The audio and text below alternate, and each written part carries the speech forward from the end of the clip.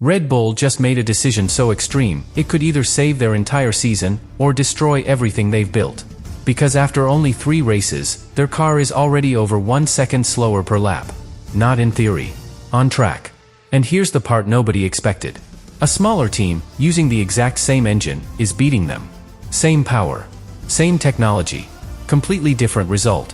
So what went wrong inside the RB22? Why is Verstappen calling it almost impossible to drive? And what is Red Bull hiding behind their so-called upgrade plan for Miami? Because this isn't just about performance. This is about a design mistake that may go back years. A technical gamble that's now collapsing in real time. And a decision inside Red Bull that could determine whether Verstappen stays or walks away. Stay with me, because the real reason behind all of this is not what anyone expected. But to understand why Red Bull made that decision, you have to go back to the very beginning. Not the race weekend. Not even pre-season testing. You have to go back to the moment this car was conceived. Because the RB22 didn't fail overnight. It was built this way. And that's what makes this so much more serious. This is the first Red Bull car in years, without Adrian Newey at the center of the project. And that changes everything. Because Newey wasn't just a designer. He was the filter. The one who knew which ideas worked, and which ones only looked good on paper. Without that filter, Red Bull took more risks. More aggressive concepts. More experimental solutions. At the same time, they introduced something even bigger. A completely new engine. Built in-house. From scratch. For the first time in their history. And that sounds impressive. It sounds like progress. But in Formula One, that kind of leap comes with a cost. Because while other teams were refining, Red Bull was learning. While others were optimizing, Red Bull was building foundations. And here's where things start to connect. Because this engine, it's not just slightly behind. It's less efficient. It harvests less energy per lap. It forces the car into power-saving modes earlier than anyone else. And every time that happens, the driver loses control of when to attack. When to defend. When to push. Now combine that with something even more damaging. Weight. The RB22 is heavier than it should be. Not marginally. Significantly. Enough to cost almost half a second per lap on its own. And that kind of loss cannot be recovered with setup. You feel it everywhere. Out of slow corners. Under braking. Through long corners where the tires start to give up earlier. It's constant. Relentless. And Verstappen feels it every single lap. But here's the detail most people missed. This weight problem comes directly from the engine. Because building a power unit under time pressure means compromises. Heavier materials. Less optimization. Decisions made for reliability, not performance. So now the engine isn't just lacking efficiency. It's making the entire car worse. And this is where the situation becomes critical. Because Red Bull didn't just introduce one unknown. They introduced multiple at the same time. New engine. New design structure. New aerodynamic philosophy. All entering under the most complex regulations in years. That's not evolution.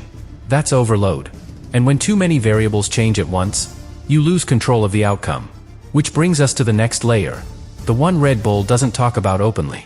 Because this isn't just about what they built. It's about how they built it. And why the data they trusted might be the biggest problem of all. And this is where the real problem begins. Not on the track. Not in the engine. But in the place where Red Bull thought they had total control. Their development process. Because Formula One isn't just about building a fast car. It's about predicting a fast car. You design it. You simulate it. You test it in the wind tunnel. And only then, you bring it to the track. But what happens when that prediction is wrong? What happens when the data you trust doesn't match reality? That's exactly where Red Bull is right now. Their wind tunnel, the core of their entire development system, is one of the oldest in Formula One. And that might sound like a small detail. It isn't. Because modern Formula One cars, especially under these regulations, are incredibly sensitive. Millimeters matter. Tiny airflow changes matter. And when your tools can't measure those changes precisely, you start designing based on assumptions, not certainty. So Red Bull built the RB22, believing it would behave one way. But when it hit the track, it behaved differently. And that's where the spiral begins. Because now every upgrade is based on correcting a misunderstanding. Every adjustment is a reaction, not a solution. And the worst part? They can't fully trust the feedback loop. Because the same tool that gave them the wrong direction is the one they still have to use to fix it. So now imagine being an engineer in that situation. You bring a new floor. It looks better in simulation. But on track, the car still bounces. Still feels unstable.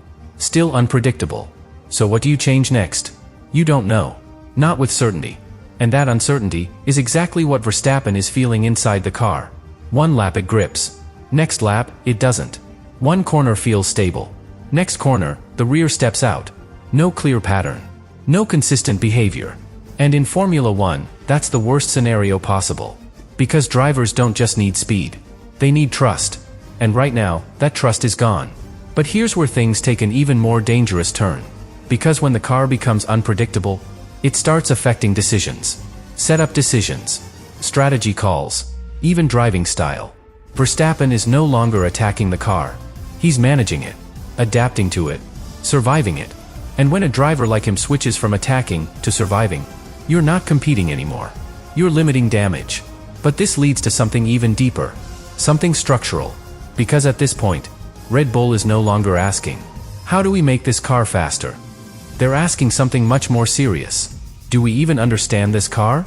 And if the answer to that question is no, then every upgrade, every fix, every adjustment becomes a risk, not a guarantee.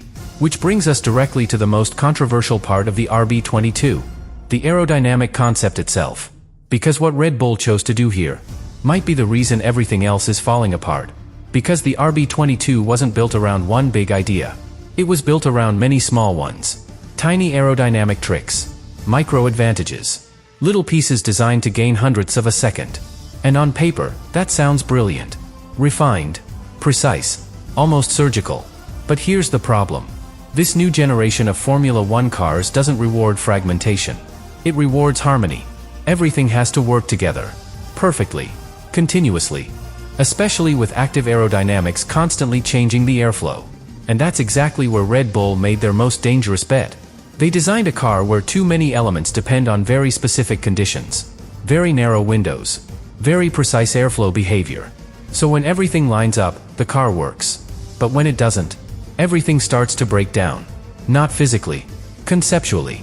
Because those small aerodynamic pieces, they don't just stop working. They start interfering with each other.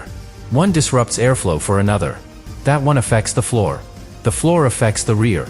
The rear affects stability. And suddenly, the entire car feels disconnected. And this is why Verstappen keeps describing the same feeling. Unpredictable. Inconsistent. Impossible to trust. But here's the detail that changes everything. The floor. Because in modern Formula One, the floor is the car. It generates most of the downforce. Most of the grip. Most of the performance. And in the RB22, the floor only works properly within a very narrow ride height window. Too low, and it destabilizes. Too high, and it loses performance instantly. So the car is constantly balancing on a knife edge. Every bump, every curb, every slight variation in speed pushes it out of that optimal window. And when that happens, the downforce drops suddenly. The car loses grip, then regains it, then loses it again. That's the bouncing Verstappen feels. Not violent, but enough to destroy rhythm. Enough to break confidence. And once confidence is gone, lap time disappears with it. But here's where this becomes even more critical. Because Red Bull tried to fix it. They already introduced changes. New side pods. Adjustments to airflow. Small corrections. And nothing solved the core issue. Why? Because the problem isn't one component. It's the philosophy. The entire concept depends on conditions that are too fragile. Too sensitive. Too easy to break. And this leads to a brutal realization inside the team. You can't fix this with small upgrades. You can't patch it. You can't tune it away. To truly solve it, you would need to redesign the foundation. The floor. The airflow structure. The way the car generates downforce. But that kind of change takes months, not weeks. And Red Bull doesn't have that time. Which is exactly why their next decision wasn't about fixing the RB22. It was about something much more strategic. Something much more risky. Because instead of committing to one solution, they chose to test everything. All at once. And that decision might be the most revealing sign yet that even Red Bull doesn't fully believe in their own car. So instead of choosing one clear direction, Red Bull chose uncertainty. Deliberately. Because going into Miami, they're not bringing a solution. They're bringing questions. A completely new floor. Different aerodynamic tweaks. Weight reductions across multiple areas. Software changes in how the engine delivers power. All at once. And that might sound aggressive. It might sound like a strong response. But it isn't. It's a sign. A very specific one. Because when a team introduces everything at the same time, it usually means they don't know which change will actually work. So they test all of them. At race speed. Under pressure. With real consequences. And that's exactly what Miami is going to be. Not a comeback. An experiment. Every lap, a data point. Every sector, a comparison. Every corner, a validation or a failure. And here's where it gets even more interesting. Because some of these changes are not even meant to fix performance immediately. They're meant to understand behavior. For example, the new floor. It's designed to widen the operating window of the car, to make it less sensitive, less fragile, less dependent on perfect conditions. But that comes with a trade-off. Less peak performance. So now Red Bull faces a dilemma. Do they want a car that is occasionally fast? Or a car that is consistently decent? Because right now, they don't have both. And that decision is much bigger than Miami. It defines the rest of the season. But there's another layer. One that makes this situation even more uncomfortable. Because while Red Bull is experimenting, their rivals are optimizing. Mercedes isn't guessing. Ferrari isn't searching. They already understand their cars. They're extracting performance, not chasing it. So while Red Bull is asking questions, everyone else is finding answers. And that gap grows faster than people realize. But now comes the most critical part of this entire situation. Because this isn't just about engineering anymore.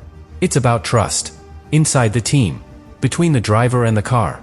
Between Verstappen and the project itself. Because Miami isn't just a test for the RB22. It's a test for belief. If Verstappen feels improvement, even small, even imperfect, there's something to build on. Something to hold on to. But if he gets out of that car, and it still feels the same. Still unpredictable. Still inconsistent. Still impossible to trust. Then everything changes. Because at that point, it's no longer about fixing a car. It's about questioning the entire direction. And that's where things become dangerous. Not publicly. Internally. Because Red Bull made a decision that goes beyond upgrades. They decided to buy time. Time to understand. Time to react. Time to prove that this project is still worth believing in. But Formula One doesn't wait. And time is the one thing they are already running out of. Which leads to the final question. The one everything has been building toward. Was the RB22 a failed experiment? Or the beginning of something much worse?